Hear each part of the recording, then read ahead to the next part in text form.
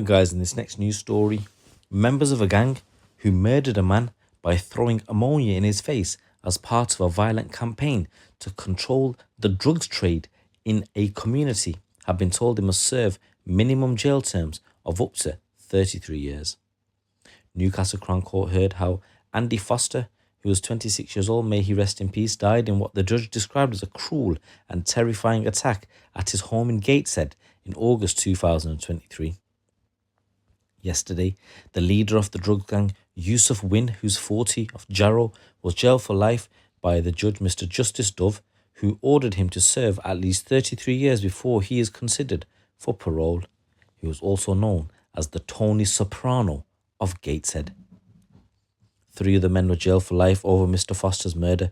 You got Kenneth Fawcett, who's 33, from North Shields, who was described by the judge as Wynne's willing enforcer. He was given a 32-year tariff.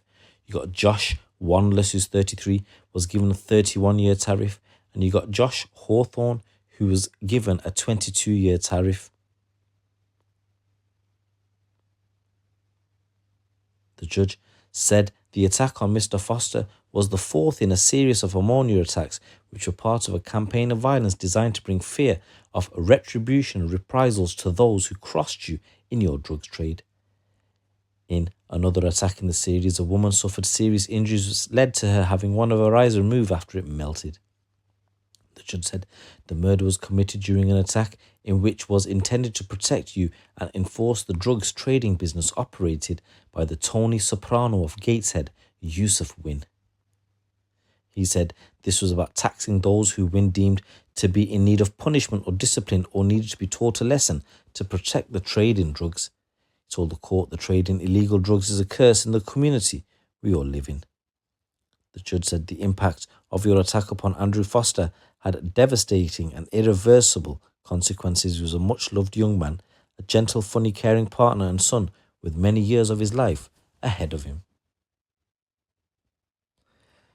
So what actually happened and how were they gripped? So Andrew Foster was at home with his girlfriend in Gateshead when he was sprayed in the face with the chemical after answering a knock at the door. As a result, Andrew could not breathe. He suffered a severe respiratory attack, had a heart attack and died the next day. Those responsible for the attack fled into the night moments later. With no eyewitnesses, no forensic evidence and little CCTV, police faced a huge challenge to identify the dangerman and bring them to justice. But the drug dealer, Youssef Wynne and Josh Wandless, Kenneth Fawcett and Josh Hawthorn, who worked for him, were eventually all convicted, as we know, and they've been jailed for 118 years in total.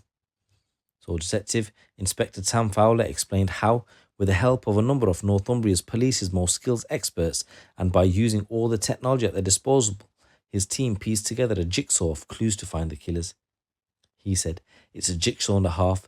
It was a long and challenging investigation. We just had to keep going. We relied on a raft of experts, both externally and internally.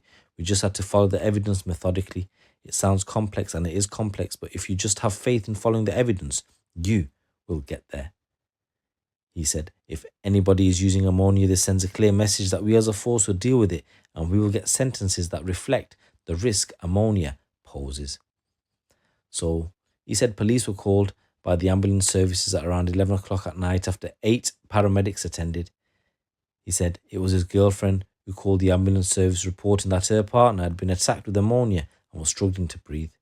She was upstairs when Andrew answered the door and she just heard him scream and then shout, "They've just sprayed ammonia on me." And that's the last thing he said. Detective Inspector Fowler said his condition went downhill. The ambulance service told her to give CPR and advised to pour water over his face to try and attempt to get the ammonia off. Paramedics arrived to take over and police were soon on the scene, and he was taken to Queen Elizabeth Hospital where he was put into an induced coma as the police investigation got underway, with officers securing the victim's mobile phone, looking for CCTV and calling forensics officers at the scene.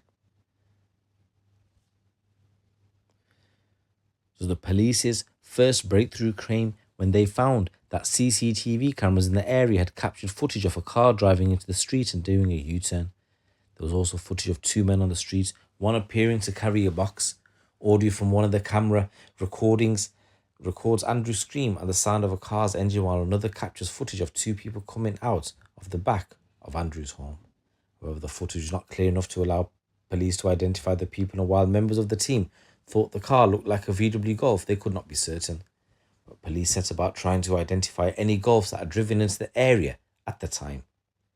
At around 9:30 at night, on August 21st, detectives were informed that Andrew had died in hospital, meaning this was now a murder investigation, but there was still only limited evidence available. Said ammonia is extremely difficult as it evaporates very quickly, and that's why we got the forensic in early. The attack took no more than 2 minutes. They had not been in the house long enough to leave any significant forensics. We had no eyewitnesses, no forensics, and very limited CCTV of the vehicle. Our detectives eventually identified the car that interested them was a stolen vehicle on clone plates, and it was predominantly being used north of the river through all of August, but it did come south of the river on 3 days, the 12th, the 16th, and the 20th, which was the day of the offence. At R5 at night, Northumbria police released a statement informing the public that Andrew had died and his death was being treated as murder. Then less than 6 hours later, firefighters were called to a car fire in Wallsend. Where they arrived, they found a burnt-out VW Golf. A further breakthrough came when police found more CCTV of the car, this time at a garage in South Shields. The Golf was seen to be driven onto the forecourt around an hour and a half after the attack. The driver got out of the car and goes to the kiosk where cameras record good quality image of a man and audio of what he says.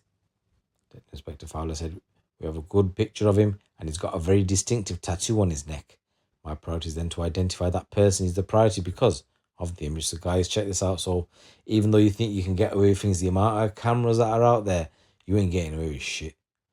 So chillingly, the man who they say we now know to be Wandless seems completely unfazed by the extreme violence. He's just participatory and said they know what they've done, but they're not scared. They're not anxious.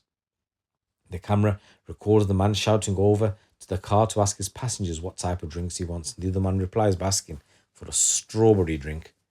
But significant for police, the driver shouts the name Kenny, meaning detectives now have a good image of their possible suspect and for the first time, his potential accomplice.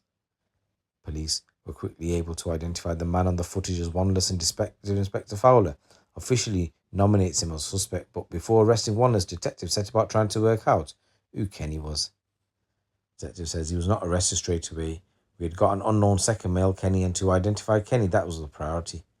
After researching Wandless and his life, police found he had a number of associates called Kenny, but detectives began their focus and the attention on Kenneth Fawcett, who had a history of violence.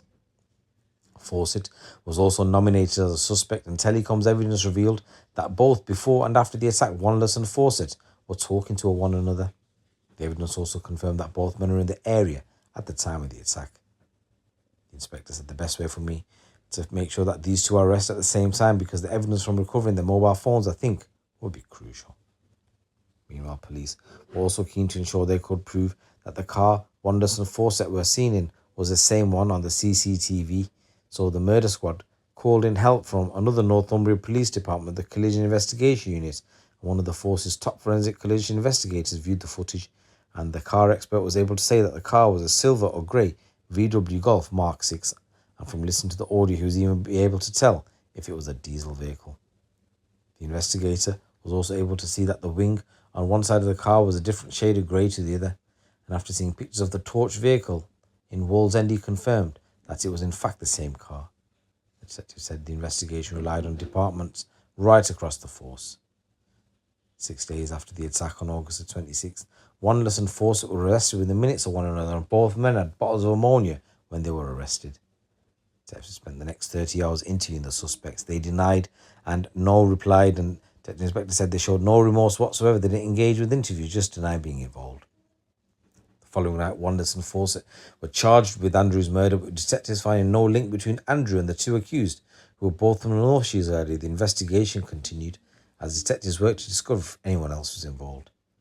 The next day, Detective Inspector Fowler carried out a thorough review of the probe, and it turned his attention to Wynne, who Andrew's family said had assaulted him previously. Telecoms evidence also showed that Fawcett had been in contact with both Wynne and a fourth man, Josh Hawthorn, before and after the attack. He said, "I believe there was more, that there was a bigger picture to understand. Also, we were aware that Wynne is linked to a drug supply in that area, and we need to continue collecting evidence to secure the convictions of Wandless and Fawcett. But the other strand is, can we link Wynne directly to this?" Detectives were also aware of another incident. And this was, well, another 3 incidents where previous ammonia attacks had happened in South Tyneside in the days before Andrew was targeted, one which resulted in a woman losing her eye. Only 2 of the attacks were formally reported to police, and none of the victims would support any investigation. After the attack on Andrew, officers went to speak to them again, but they did not change their stance. However, while reviewing Fawcett's phone, detectives found Google searches related to the previous offences. Detective Inspector Fowler's team called in help from some of the force's most skilled specialist officers, this time to try and get statements from the victims who had previously not wanted to speak to police. He said by using experienced detectives who were experts in victim management, revisited the 3 victims. At the end of October, Hawthorn was arrested and charged with Andrew's murder, and Wynne, who had evaded arrest, was held on November the 10th in County Durham. He was charged the next day. Then, in January, all 4 were also charged with other attacks. So Wynne, Wandless, Fawcett and Hawthorn were all found guilty of murder following trial, during which prosecutors said that while only Fawcett and Wandless were physically present at the attack, Wynne and Hawthorn were involved in organising it. Wynne, Fawcett, Wandless was also convicted of causing GBH with intent to a victim who had lost an eye as it had melted as a consequence of the attack. Wynne and Fawcett, they were also found guilty of attempting to cause GBH with intent on another man. The man who lived in South Shields with his children was allegedly squirted in the face with ammonia. The prosecution said that Wynne asked Fawcett to carry out the attack, and then Wynne, Fawcett and Wandless were convicted of attempting to cause GBH with intent on another man. He was at a house where he was allegedly attacked, and he was sprayed in the face with ammonia and required hospital treatment. He had difficulty breathing, his eyes were stinging, his lips were swollen. Wynne was also convicted of assaulting Andrew 11 months before he died in an alleged dispute over drugs. Wandless had also pleaded guilty to handling a stolen VW Golf and arson by burning it out, and is allegedly used in 3 of the incidents. So as I said, all 4 were jailed for life. Wynne is going to be serving 33 years, Fawcett 32 years, Wandless 31 years, and Hawthorn 22 years. Just want to say rest in peace, Andrew. My condolences go out to you.